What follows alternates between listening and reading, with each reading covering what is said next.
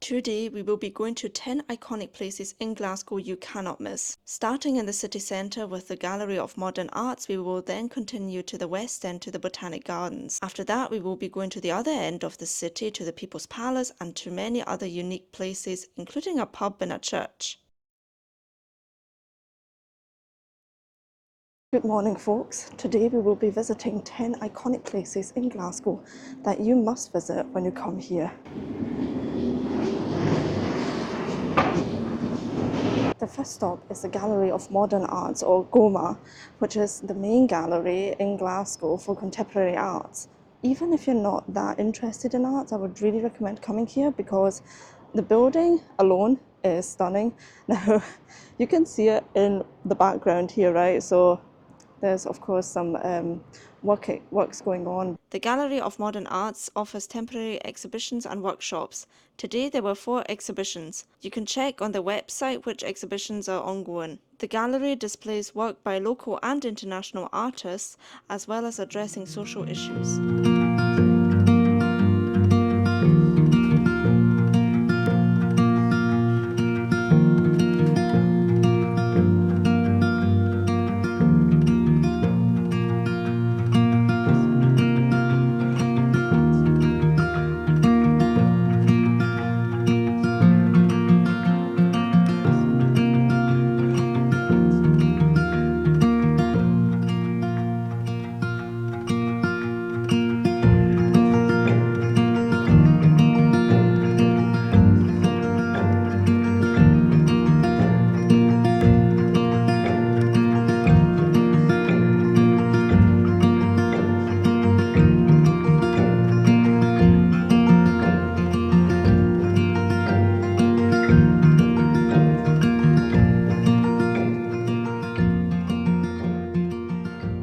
It's a shame that there are currently construction works going on. However, if you walk around the Royal Exchange Square, there's still some other really lovely buildings, so it's still worth coming here. And of course, you can still go to the Gallery of Modern Arts. It's still open, which is brilliant. And it's free, by the way. And when you're here already, why not just have a wee look at the Duke of Wellington statue? The statue was erected in 1844 thanks to public subscription to mark the end of the French Revolutionary Wars and Napoleonic Wars. Since the 1980s, it has been traditionally capped with a traffic cone by members of the public. The act is said to represent the humour of the locals. We're pretty much in the city centre of Glasgow, and behind me is the Gallery of Modern Arts and the Duke of Wellington statue, and if you just walk straight ahead, you're at George Square. If you think, wow, this is a lovely building, it is. But when you hear like, what is in there? It's a Wetherspoon that is in there and it's always mobbed. Why is it that Wetherspoon has the nicest buildings in the UK? If you're not from the UK and you don't know Wetherspoon, it's a pub chain. George Square is the principal civic square in the city, and it is one of 6 squares in the city centre. It was named after King George III and initially laid out in 1781, but wasn't developed for another 20 years. George Square is surrounded by architecturally important buildings, including the city chambers. If you're not staying in Glasgow and you're coming in by train and arriving at Glasgow Queen Street station, then you just might want to start here, because in front of me is the station. Glasgow is Scotland's largest city, but I do believe most of the attractions are in walking distance. Well, we'll have a look, we'll find that out. It depends on how the weather is, I would say. And if you enjoy walking or not, then everything is walkable, right?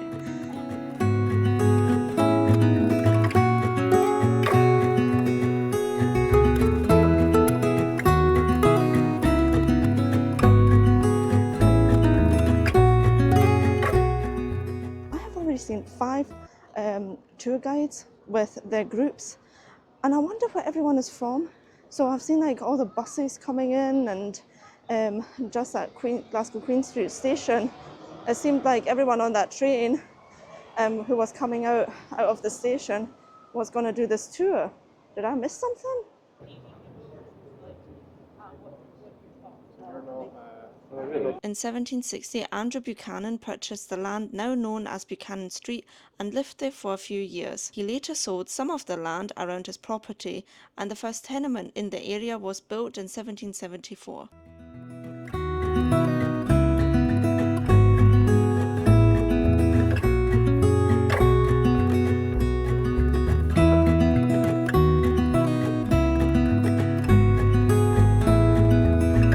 This is when the walking starts. We'll be walking to Kelvingrove Museum and to the Botanical Gardens, and they're in the West End. You can take the subway, that's no problem, or bus, any public transport, or walk like us. And we'll be having a stop in a pretty unusual cafe, so stay tuned for that.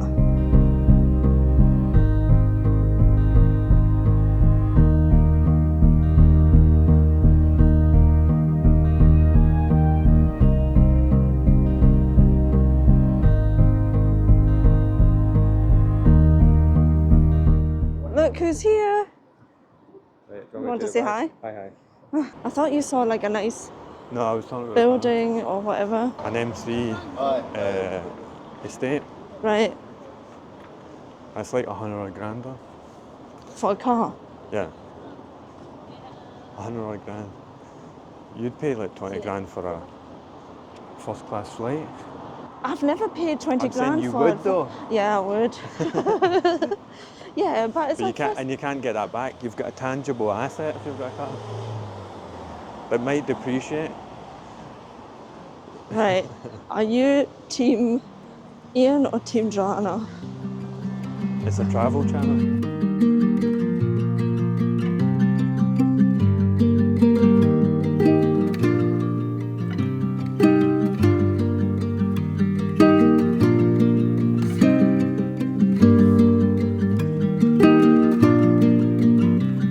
So we were planning on going to the Ottoman Cafe, And which as per Joanna's usual planning, which is amazing generally, but today it was closed. And while routing on Google Maps, it didn't happen to appear up that it was closed at all, no? no, I didn't. Do you actually think that I walk just for fun? Like, yeah, we're walking now to the Botanical Gardens and Kelvingrove Park, but do you think I think that's actually fun? Yeah, you enjoy it. We're now at Kelvingrove Park. It's further along there, but we will be walking right up to have a great view over Kelvingrove Park and Kelvingrove Museum.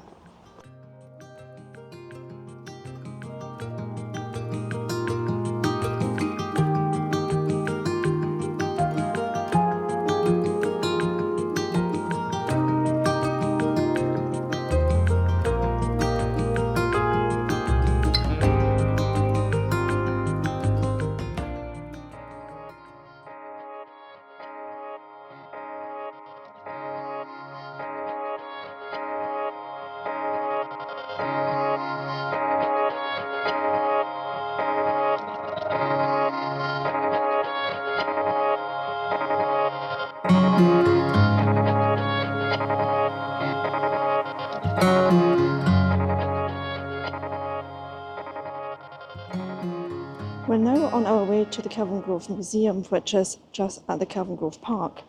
And the museum opened in 1901 and it's run by the Glasgow Museums, so it's actually free to get in. The original Kelvingrove Museum opened in 1870 as the City Industrial Museum, which was Glasgow's first municipal museum. The collection includes natural history, Egyptian antiquities, design, architecture, medieval arms and armoury, Scottish history and history of Glasgow. Kelvingrove reopened in 2006 after a 3-year, £27 million refurbishment.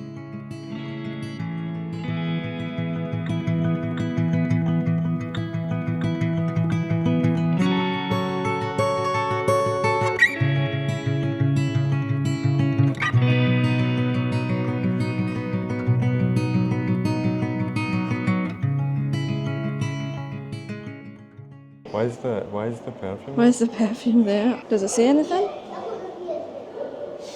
No, it seems kind of weird why that's there. Doesn't it? Yeah, kind of random. It's like buds, and then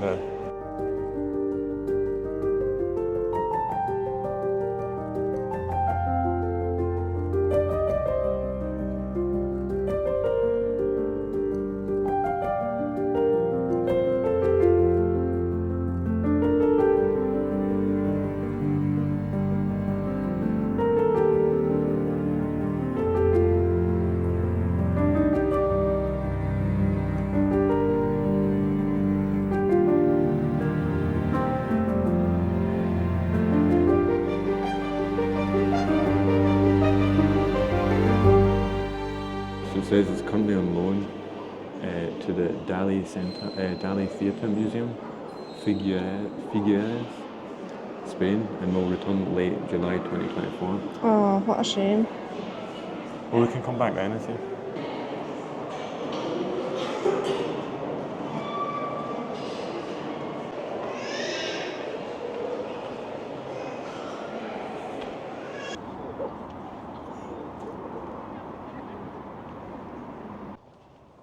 Ian just had a very good suggestion, Because which it will keep involves me going. alcohol. No, don't say that. No, it's because it's a unique place that we can show everyone in Glasgow. Or more, everyone should see it Yeah. if you come and visit. So that's actually 11 places in Glasgow that you should see.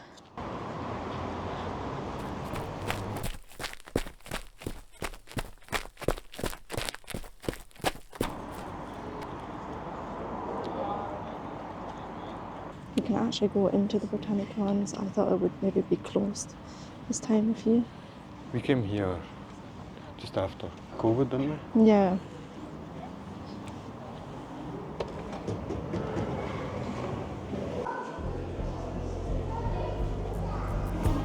In 1817, Thomas Hopkirk founded the Botanic Gardens with the support of the University of Glasgow. The garden features several glass houses. The most notable one is the Kibble Palace. The gardens have a wide variety of tropical flora, a herb garden, and a chronological bed with plants arranged according to their introduction to Scotland.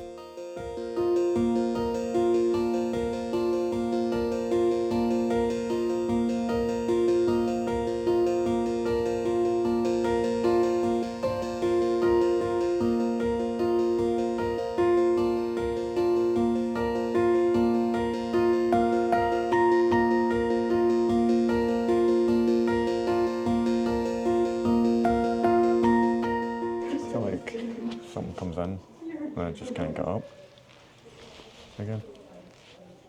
Sounds petrifying. Have you ever had a Venus flytrap? Oh, no, have you? Yeah, I had a Venus flytrap. Why? I had a cactus. Yeah, but I had a Venus flytrap and it caught a few flies sometimes in the summer. It's pretty cool. Yeah. The last time we came in it was really humid. Yeah. But I think it's because we've just watered it. Yeah, but it was also, remember the last time we were here, wasn't it summer? No, it was, maybe, I don't know, but it Yeah. was roasting. It was roasting.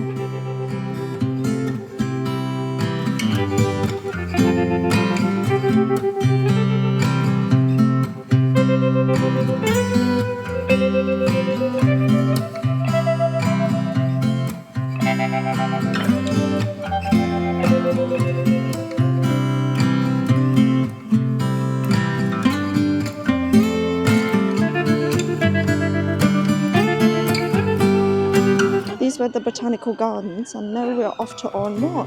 Ormore is a formerly Kelvinside Parish Church. Ormore is Gaelic for Great Melody of Life or Big Song. Now it isn't only an artist and entertainment venue, but there's also a Victorian bar and restaurant. You can also come here for the infamous A Play, A Pie and a Pint lunchtime theatre.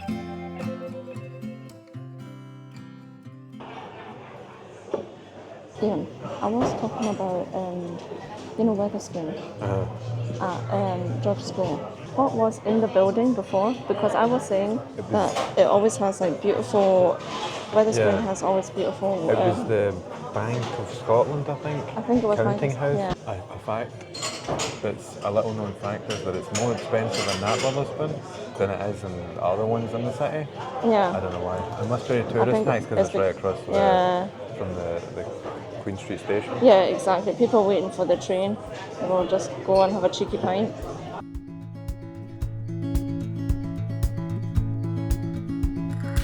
Wish that I could stay.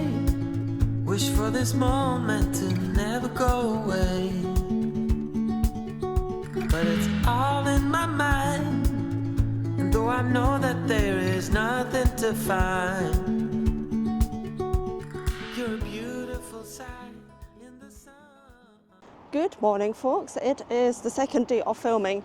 We didn't continue filming yesterday after the Ormore. First of all, it was raining and didn't have that much time left anymore anyway. We spent quite a bit of time in the Botanical Gardens And yeah, so we'll continue today. But before we continue, we'll have a wee coffee stop at, I think, one of the best places in Glasgow where you can get coffee, in my opinion. By the way, if you don't know where we are, behind me is Trongate. Also, if you're watching this video and you're thinking, why didn't you go to this place or that place? Look, there's so many spots in Glasgow that I can highly recommend, right? For example, Ashton Lane, it's pretty close to On Moor, so you could easily have a wee stop there.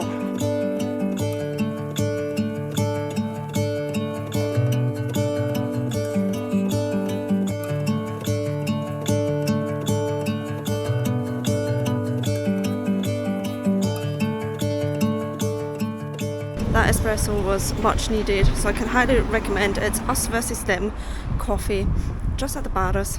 We're now walking to the Necropolis, and we're going to Glasgow Green later because the People's Palace only opens at 11.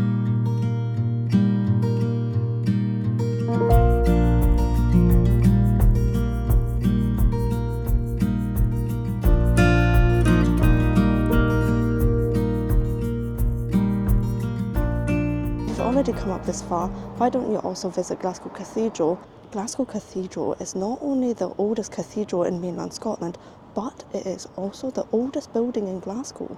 Glasgow Cathedral is one of the buildings of the 1200s to survive in mainland Scotland. Parts of it are even older. It is the only medieval cathedral on the Scottish mainland to have survived the Protestant Reformation of 1560.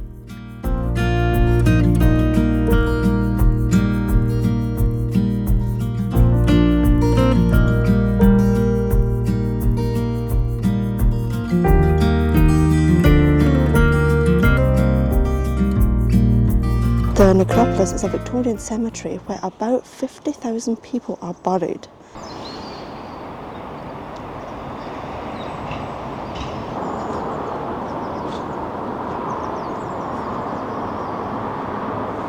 Because it's on a wee hill, you also have a lovely view on Glasgow Cathedral. Only a small percentage of monuments are named, and not every grave has a stone, which was typical for the period. The first burials were in 1832 in the northeast on the lowest ground and were exclusively for Jewish burials.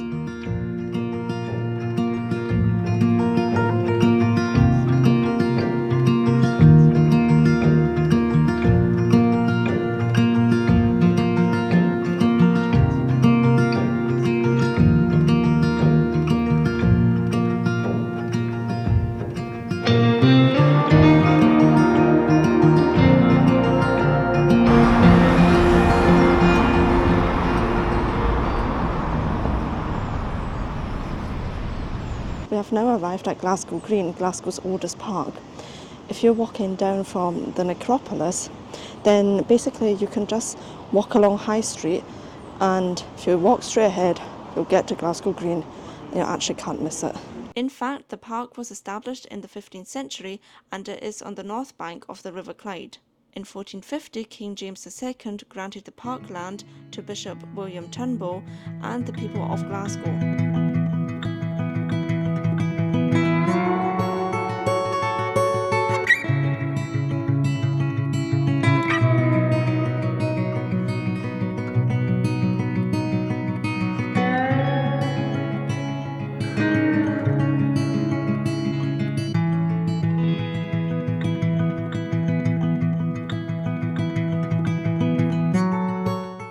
The St Andrews Suspension Bridge opened in 1855 to replace a ferry crossing. The bridge was refurbished between 1996 and 1998 and was partially funded by the EU. And the bridge got again a fresh paint in 2005.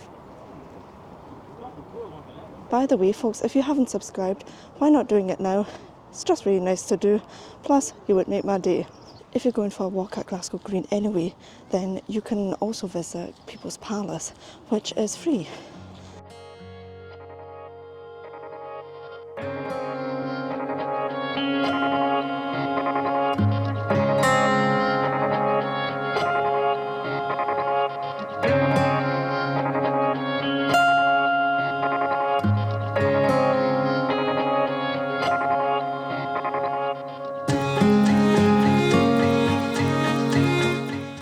People's Palace and Winter Gardens is a museum and glasshouse and was opened in 1898. The People's Palace is a home to a collection of objects and photographs, prints and film which give a unique view into how Glaswegians lived and worked. In the 1990s, the building was closed for almost 2 years to allow restoration work to be carried out. In January 2009, both the People's Palace and Winter Gardens were closed again after the site was ruled structurally unsafe. And due to lost revenue during the pandemic, it wasn't clear whether the People's Palace would reopen. Last month, in January 2024, however, the National Lottery Heritage Fund confirmed funding and development to the building is anticipated to take about 16 months.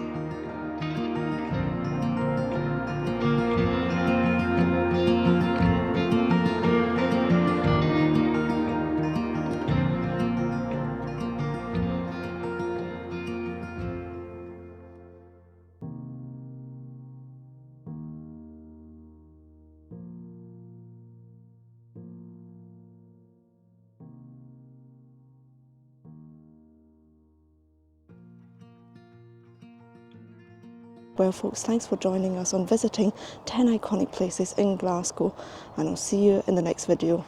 Bye.